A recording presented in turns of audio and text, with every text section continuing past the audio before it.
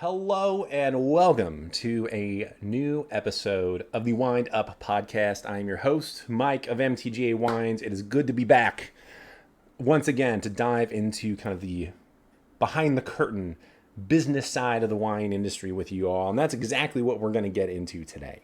This is a topic that might piss some people off, and I'm excited to get into it. And it's one that tends to be a pretty decent point of contention when it comes to wine sales and hospitality within any wine region.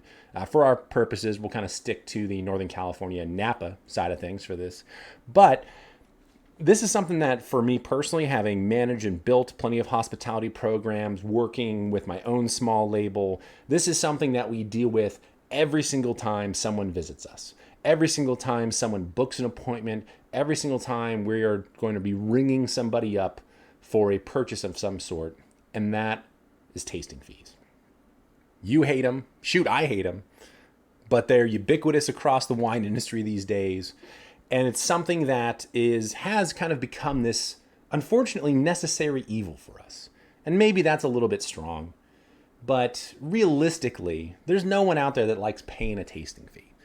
It's like getting charged a corkage fee at a restaurant. You've already bought the wine. Why do you need to pay $20 for somebody else to open it up for you, right? You're going out to this winery. This is just a marketing expense for them. You're giving them the opportunity to sell you wine. And if you're buying wine, why on earth would they charge you a tasting fee? Why is it that they're only waived in certain situations or only if you're a wine club member? Why are they charged at all? Why are they such a thing? And that's what I want to get into today.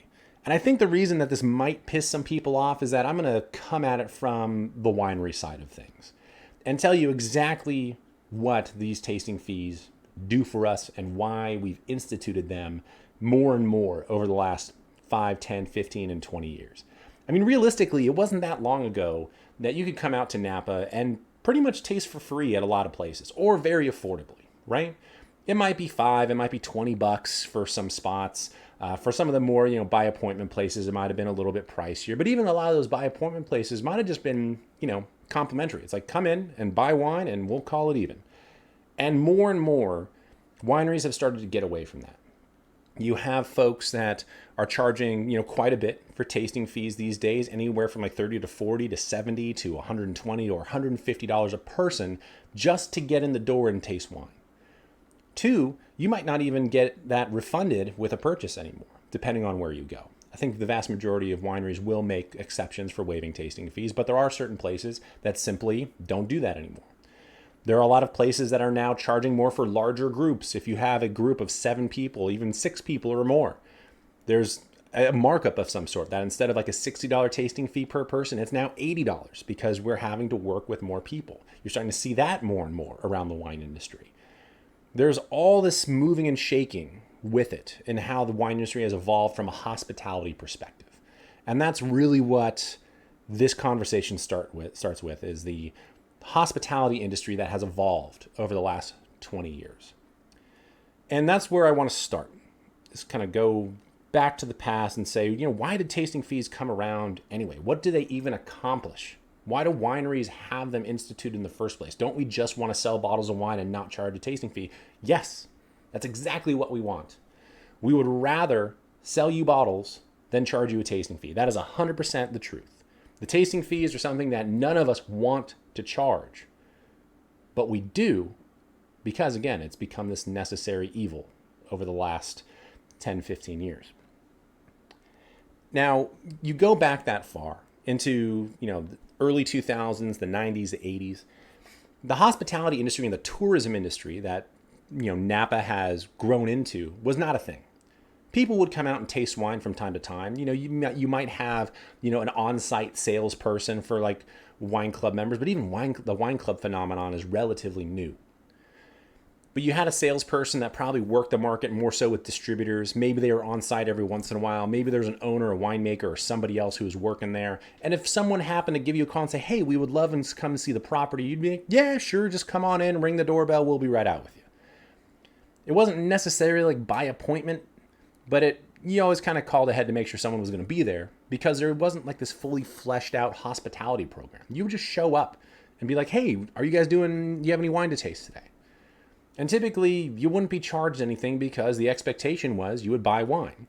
And the diehards that would travel all the way out to Napa from, around Northern California, the country, that's what would happen.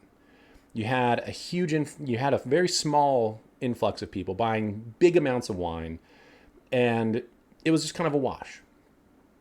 Wineries at the time, 20 years ago or more, saw it kind of as a marketing expense. It was very simply, we're going to open up some bottles. We'd probably open those up anyway at some point throughout this week. We might as well open up now and drink them with you and buy some wine, and we'll call it even. It was a very lackadaisical, kind of laissez-faire, kind of just, oh yeah, come on in, taste some wine, hang out, it'll be great. And as time has gone on, more and more people started coming out to this area.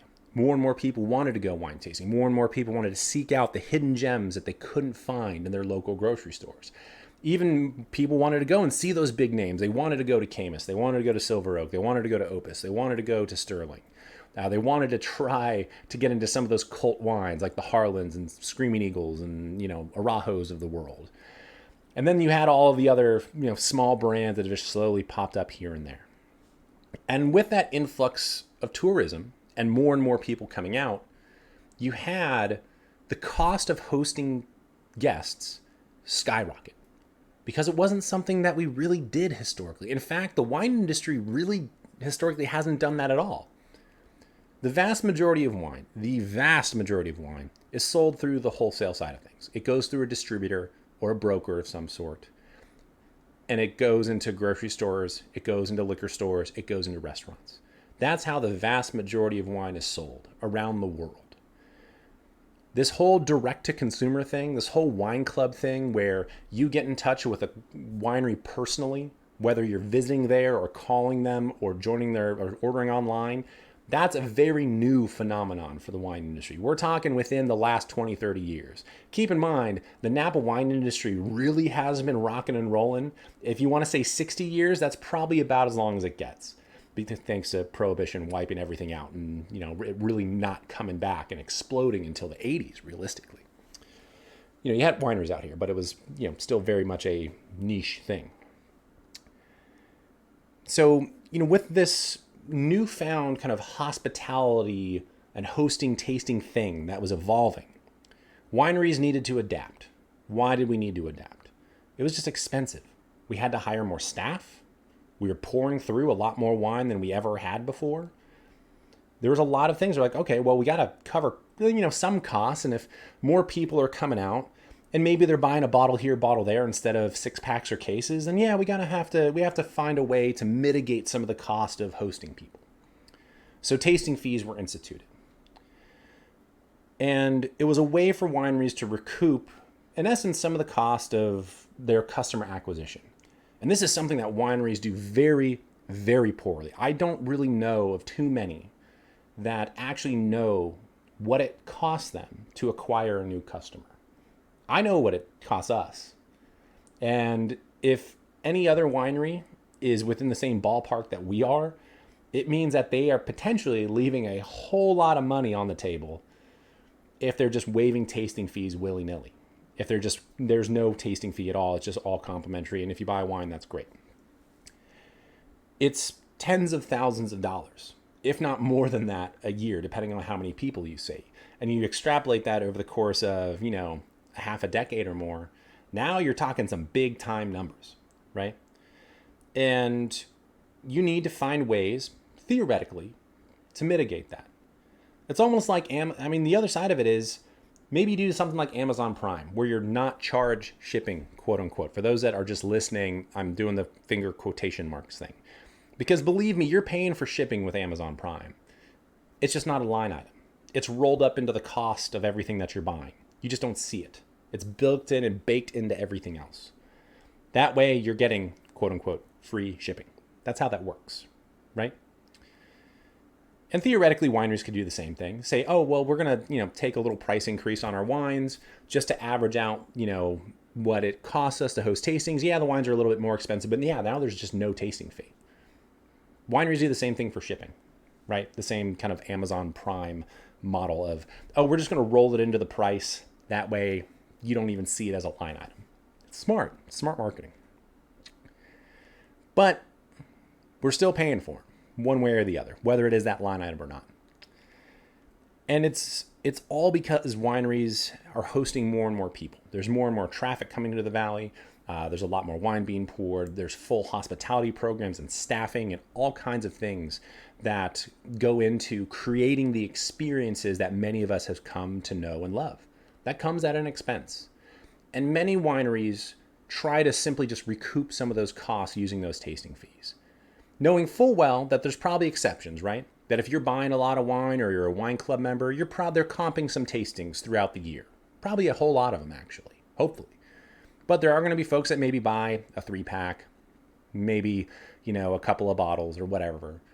And that purchase doesn't necessarily warrant comping tastings, right? And that's where this gets a little fuzzy, because there's not like a standard way to expect what tasting or how it gets waived or so on and so forth, especially now because there are more and more people charging them and more people are being a lot less lenient in waiving them.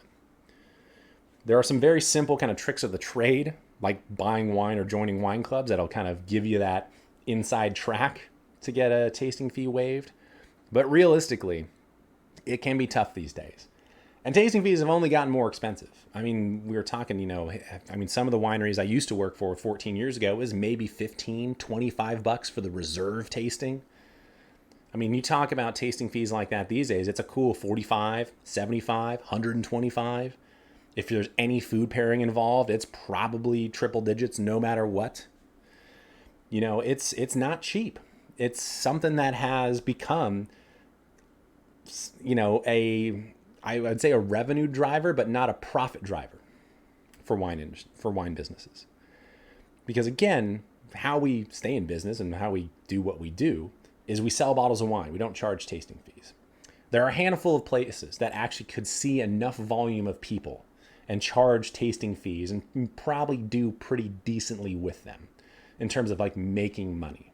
But that's not how tasting fees are typically structured. It's more to cover costs of that customer acquisition, whether that winery knows exactly what that number is or not. And that's what I want to get into next is by the numbers, because numbers do not lie.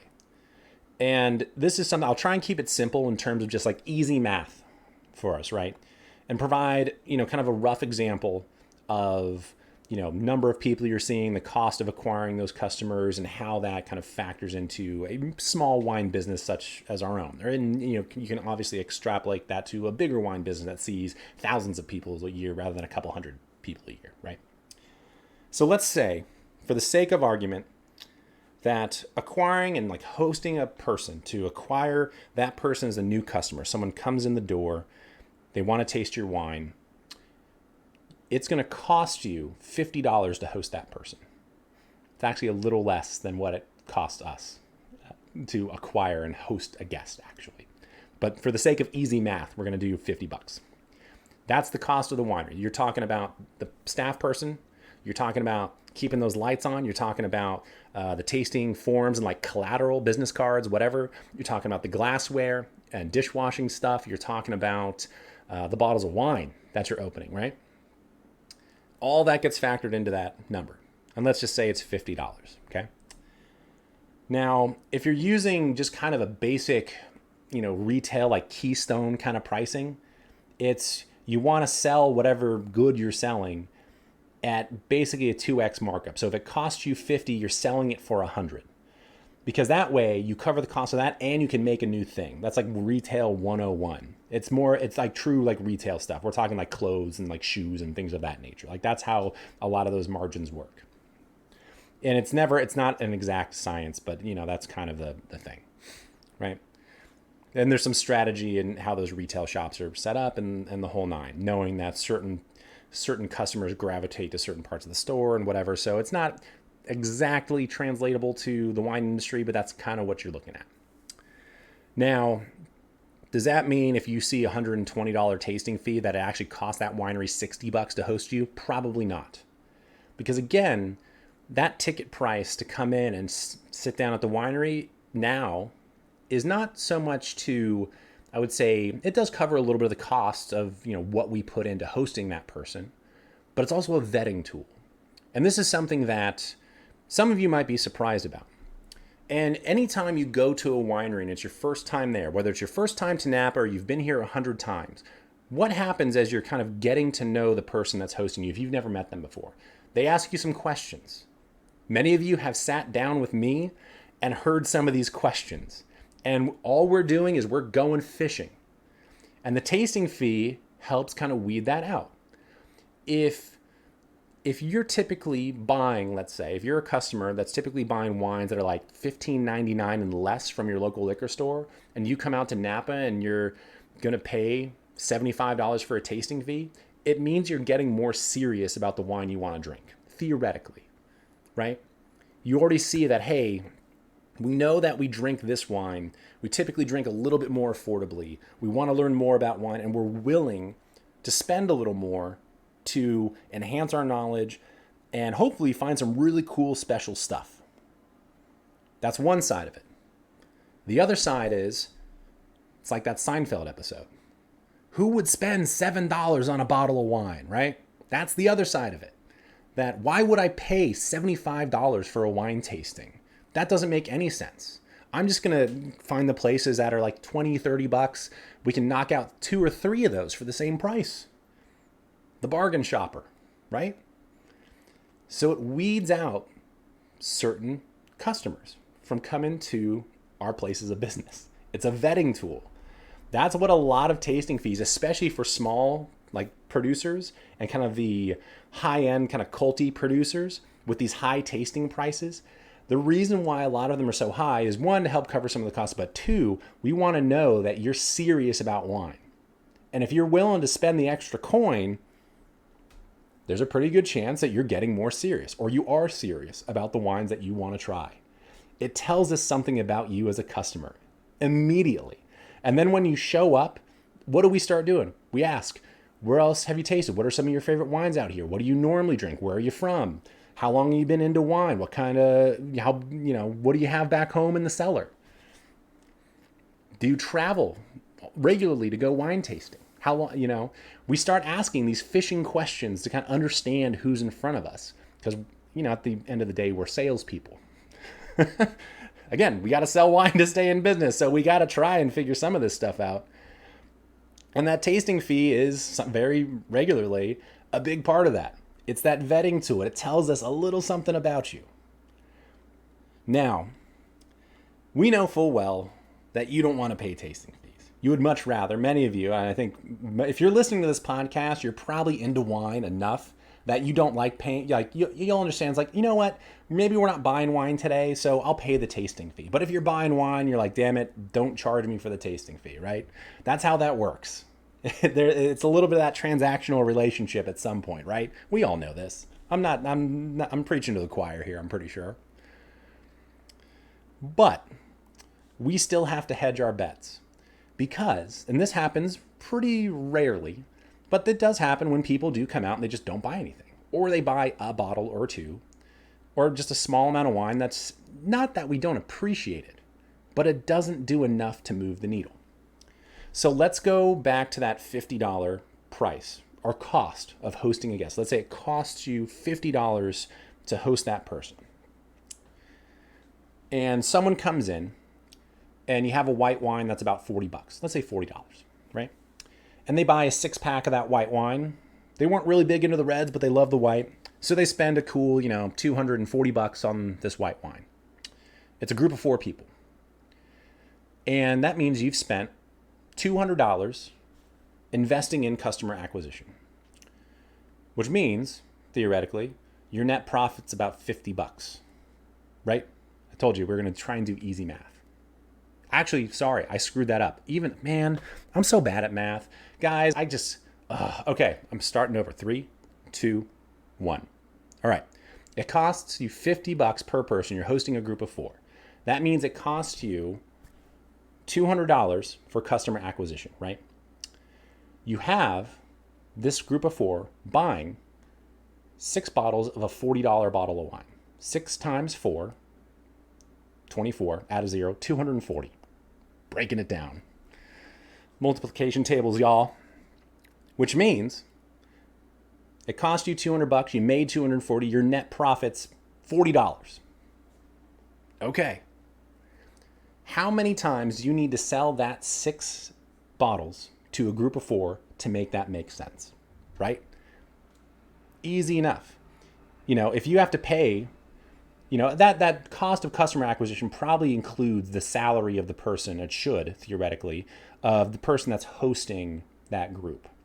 But if you're going to be a profitable business, you're going to need to sell a lot of 6-packs if you're to every group of 4, and you're going to need to host a whole bunch of people. This kind of goes back to the margin conversation, right? That we talked about, like the cost of a bottle of wine, right? Because if you're selling 1 million bottles of wine and making $1 per bottle net profit, you're making $1 million, right? That's pretty good. If you're making something like us, so like we make, what is it? We make about, it's called 1,000 cases. We're right a little over 1,000 cases. So 12 times 1,000, easy math, 12,000. I had to pull out a calculator, guys. If you're watching, this is super embarrassing, but I have to. I'm going to screw it up. So you have 12,000 bottles, right? Divide that by 6 packs. You have 2,000 bottles. It's 2,000 transactions times the $40 profit. That's $80,000 in net revenue from hosting those guests. Oh, my brain just almost scattered. I must have needed like an extra cup of coffee this morning. So you're making a cool 80K if that's what that net kind of average net profit is, let's say. Now, can a wine business in Napa survive on $80,000 a year in the bank? The answer is no. It can't. Because that's just the cost of hosting those tastings. That doesn't include your grape bills. That doesn't include your barrels. That doesn't include any of that other stuff. Doesn't include your winemaker. Actually, in the case of me, it does because I'm, part of a 2-person show.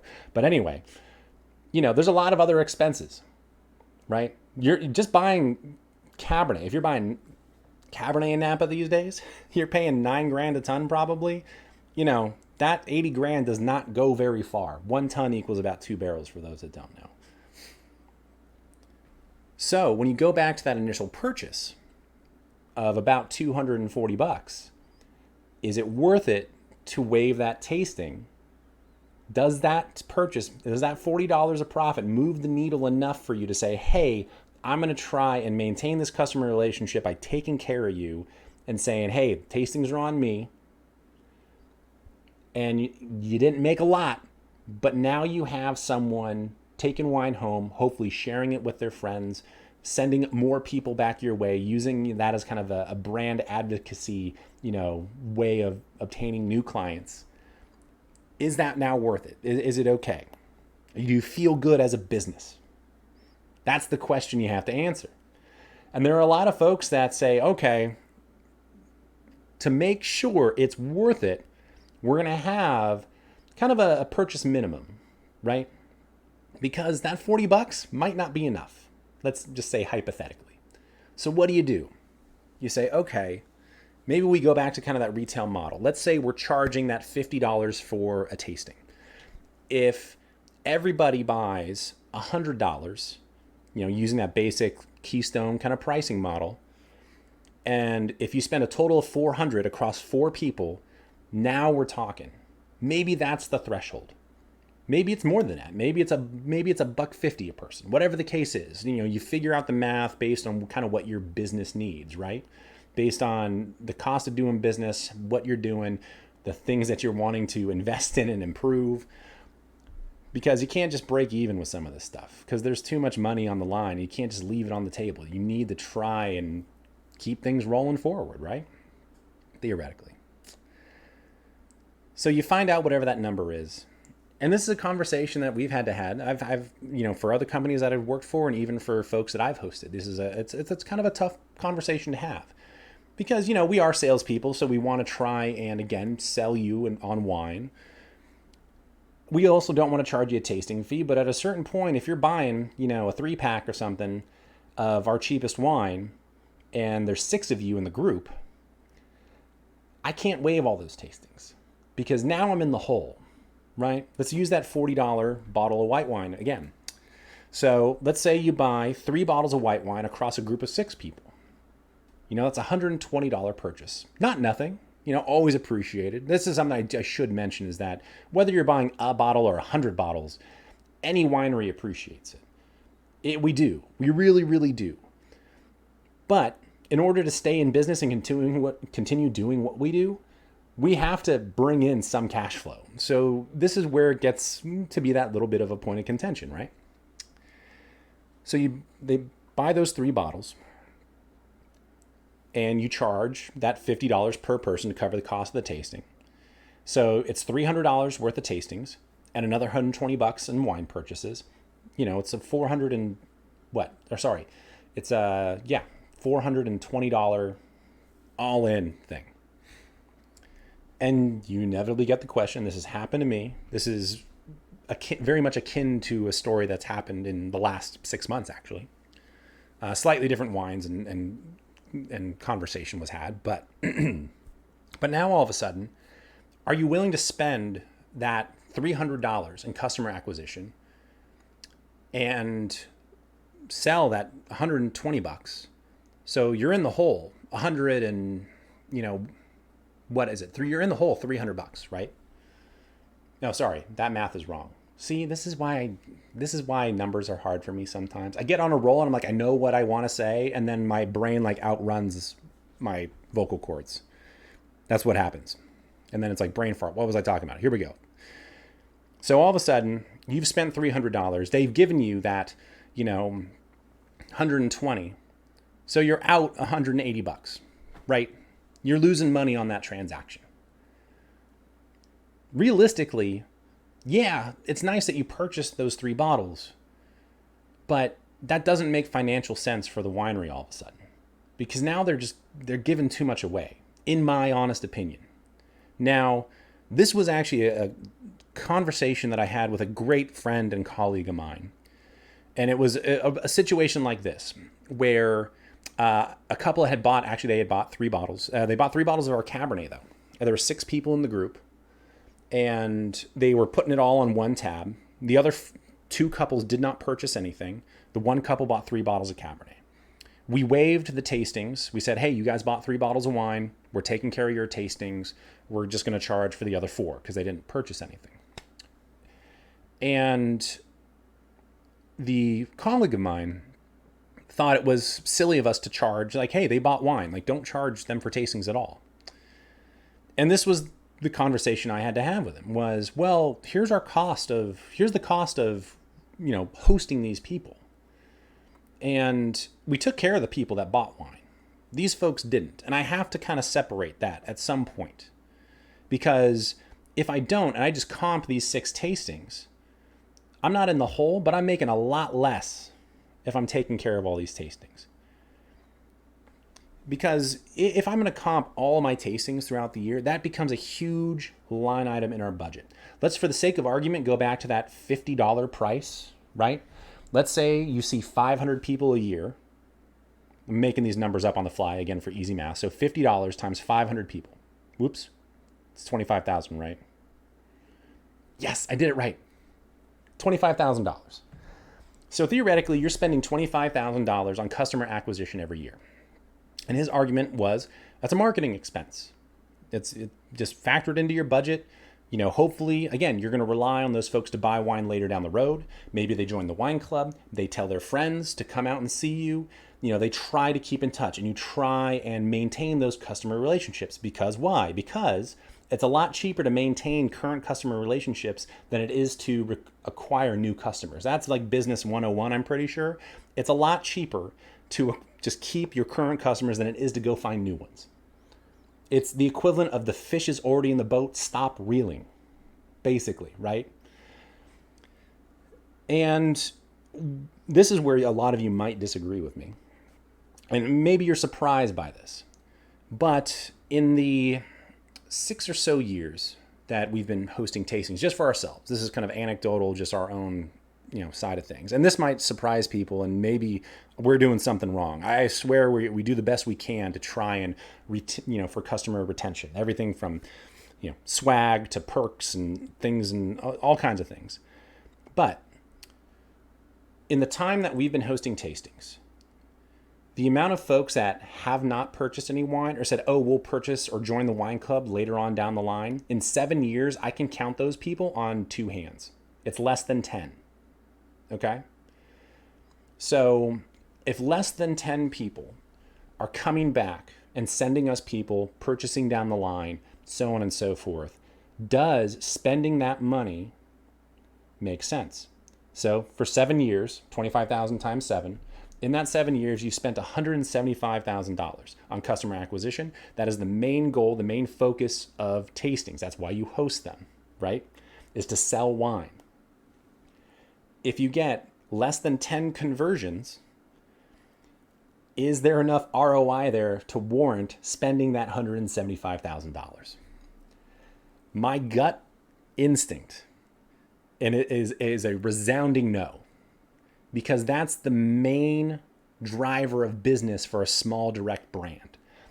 And if people aren't purchasing later on down the line, then you have no business waiving those tastings. What would you do as a small wine business with like a spare $175,000?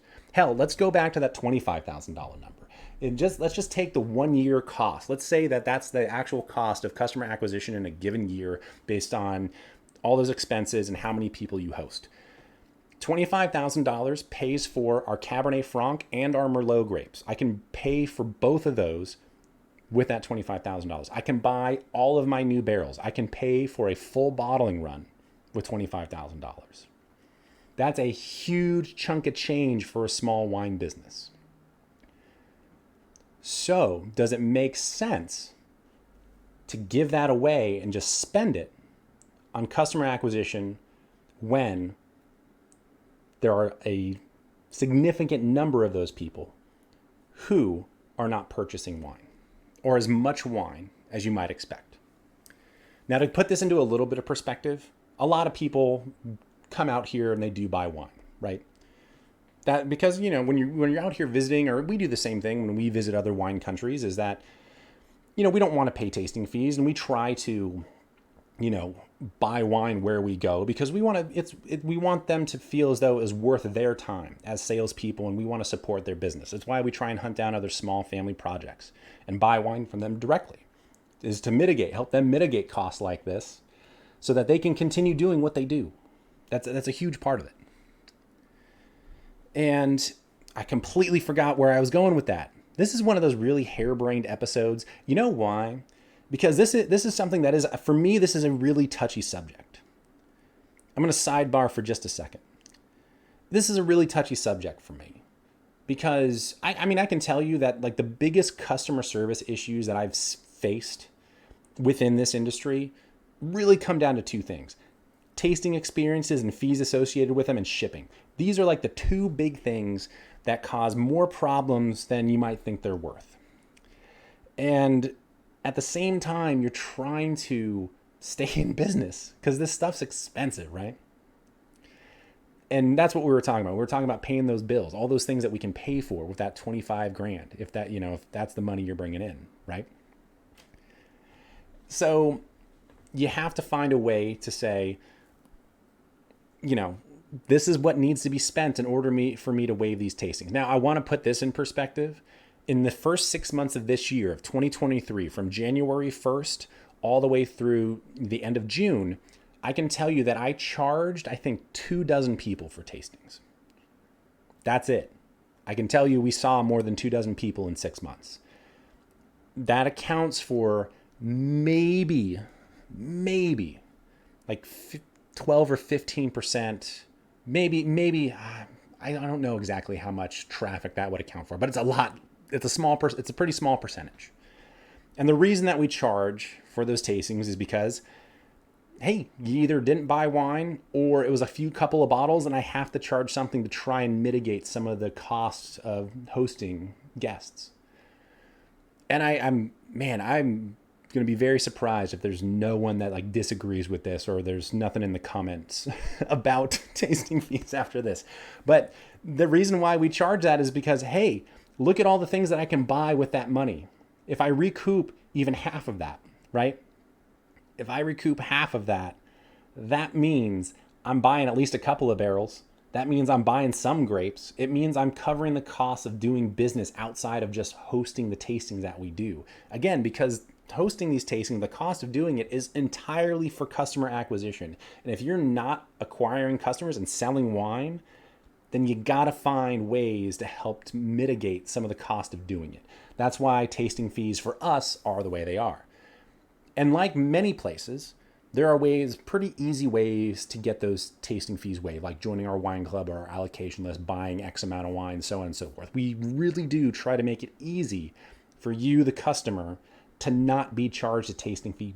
But the big but in the room that I cannot lie about, I was trying to do like a Sir Mix-a-Lot thing. I don't think it landed. We'll see. I'm going to listen back to that and be like, oh, that was so cringy. Anyway, the big but in the room, now I can't say it without laughing, is, oh my gosh, I'm losing it. Stay on target. Is that purchase helping cover the cost of the other stuff that we're doing? There was, this is kind of an interesting anecdote. And I wasn't going to tell this story, but I'm going to, because this is, in my career, not just with what I do for MTGA, but for other wine businesses as well.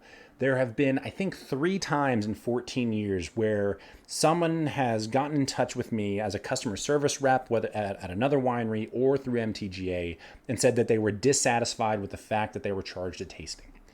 That they bought wine and they were unhappy and that should be refunded immediately. That's happened like 3 times. It's pretty few and far between.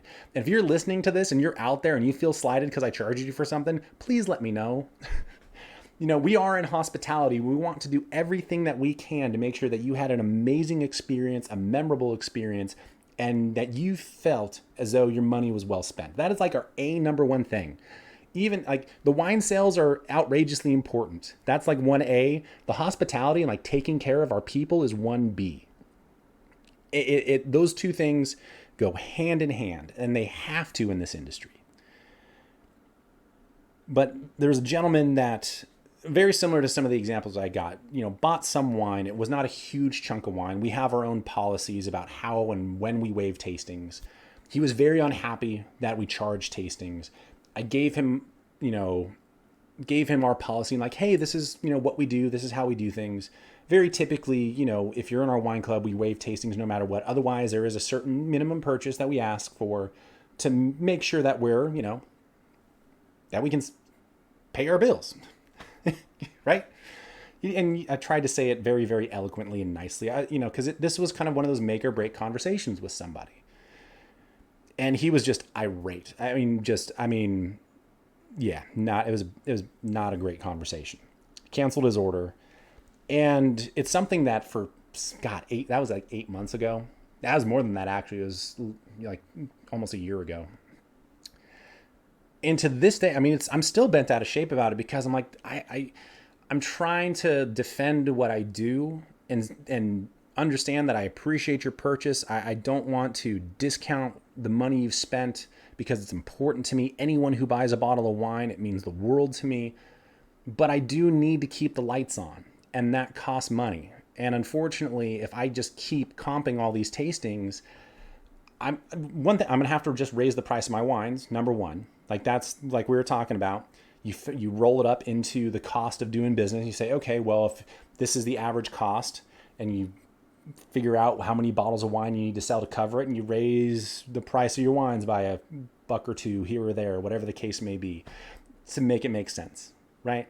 Again, it's like Amazon Prime. You're paying for shipping, it's not a line item. That's how that would work. And I've considered doing that. I really have, actually, and maybe it's something I change. But I don't, and what's interesting is I don't know any other wineries that do that. I do know a lot. Allegedly, there are a handful of wineries out there that still offer complimentary tastings entirely. Banking on the idea that someone will come back and purchase or refer people their way later on down the line. And I look at that based on my experience. I'm like, man, you guys are going to be in a financial hole in no time flat, because you're not collecting anything. Hopefully you got some customer data in the form of like a phone number or an email address so you can try and market to them. But for anyone that's worked in digital marketing, you know that if you got a 1% conversion rate on an email campaign, you're killing it. So if you comp 1,000 tastings, you know, if you comp 1,000 tastings in a year, you're going to get 10 purchases from that.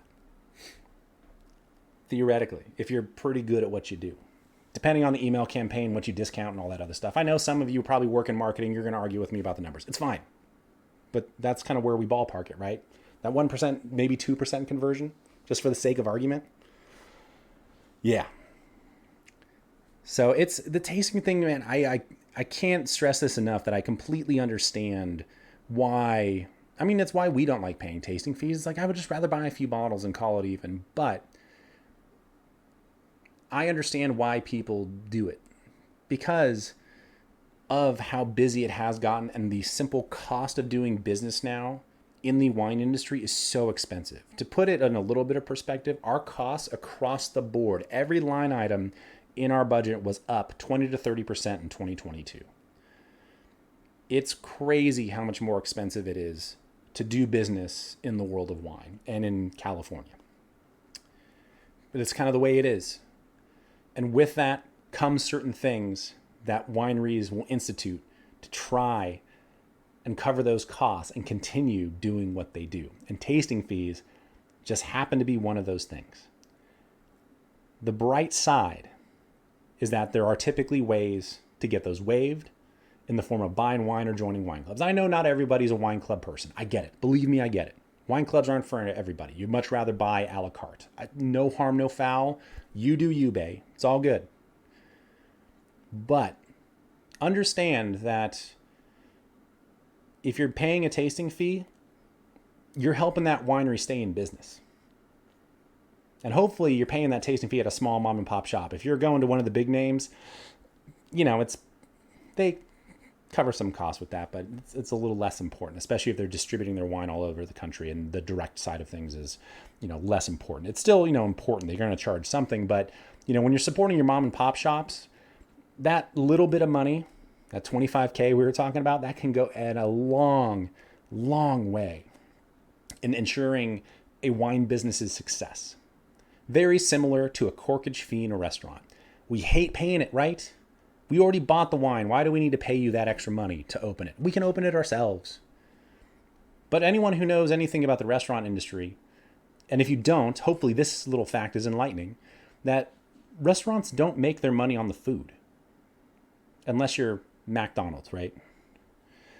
If you're going to any place that's considered kind of fine dining, the bar program is where they make their money. Selling glasses, glasses of wine in particular, bottles of wine, cocktails, beer, that's how they stay in business.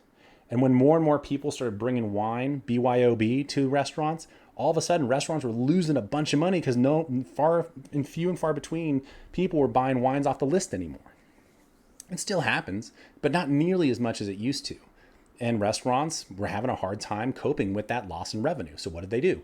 They instituted corkage fees. This is how it works, you know? And these industries, whether it's wine, restaurants, or otherwise, you have to adapt to those conditions and do the best you can. And I want to stress it one more time before we call it quits here, that we are in the hospitality industry and we will do the best we can to take care of you because that's our job. It's everything to us. The art of entertaining and hosting people, whether you realize it or not, anytime someone comes out to any program that I've worked for, managed, whether it's my own or otherwise, the number one thing that I want anybody to take away from our tasting experience is one, hopefully some wine. 1B, that you had an amazing experience, that hopefully you learned something, hopefully you had fun, and it's something that was memorable. 1A, 1B, those are the two things. And if a tasting fee is going to get in the way of that, we're happy to have a conversation about it. But understand that it is something that can help move the needle for small producers and small brands and help them do what you want them to do. And that's make kick-ass wine. All right, enough about tasting fees. It feels like such a feisty conversation.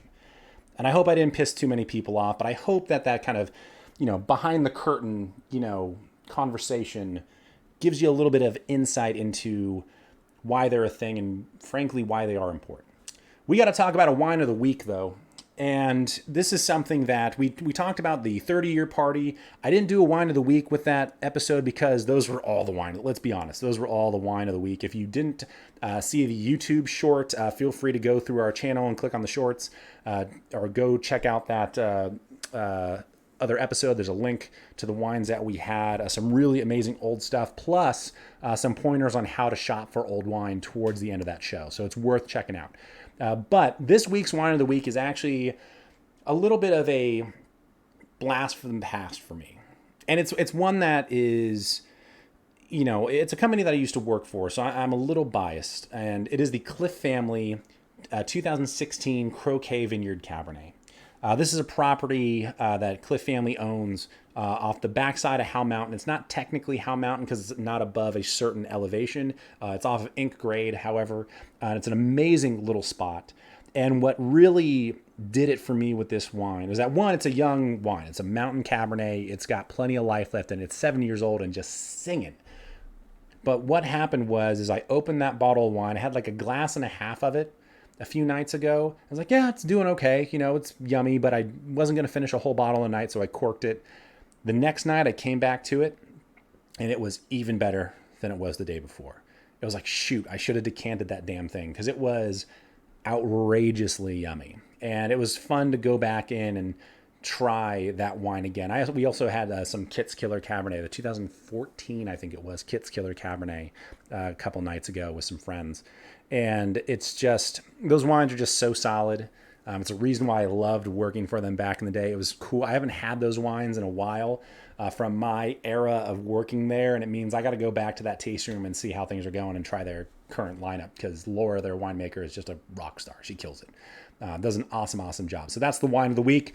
You can find a link to their website and the Croquet Cabernet down below.